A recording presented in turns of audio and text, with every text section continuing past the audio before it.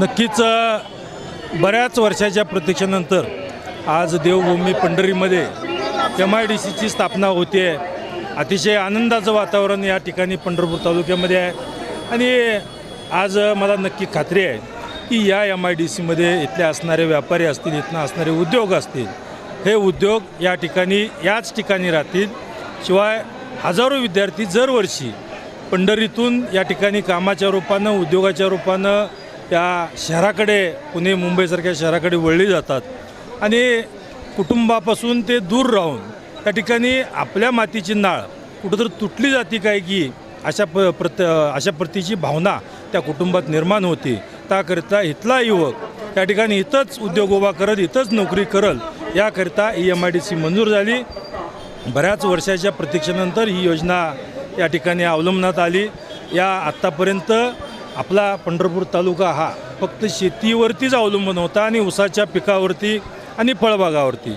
शेती हा उद्योगाला दुय्यम कुठंतरी उद्योग पाहिजे आणि त्या उद्योगासाठी जागा पाहिजे, सर्व त्याला पूरक वातावरण पाहिजे। याकरता MIDCची स्थापना या ठिकाणी आज MIDC मंजूर झाली आहे। थोड्याच दिवसात MIDCचं काम चालू होऊन त्या ठिकाणी MIDCमध्ये उद्योग नक्कीच येतील।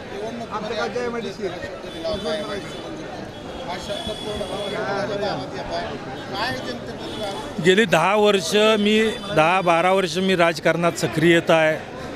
पंढरपूर तालुक्यामधून, मंगळवेढा तालुक्यामधून या ठिकाणी फिरत असताना अनेक समस्या आहेत। मंगळवेढा तालुक्याच्या पाण्याच्या समस्या, तसं पंढरपूर हे फक्त वारीवरतीच या ठिकाणी अवलंबलं जात होतं, परंतु वारीवरतीच या ठिकाणी इथल्या लोकांचं उद्योग अवलंबून नसता कोरोनाच्या काळात आपण बघितलेलं आहे की कोरोनाचा 1-2 वर्ष काळ आला तर गेल्या कित्येक वर्षाचा असणारी पुंजी त्या 2 वर्षात खर्चून गेली आणि कुठंतरी आपण त्या ठिकाणी हताश होऊन बसतोय।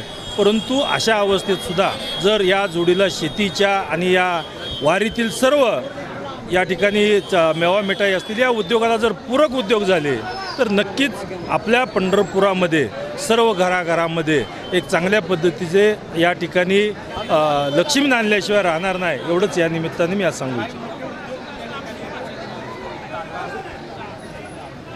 नक्कीच माझे सहकारी आमचे विधानसभेचे अध्यक्ष राहुलजी नार्वेकर यांचेच मतदार टाटाही आहेत, अंबानी आहेत।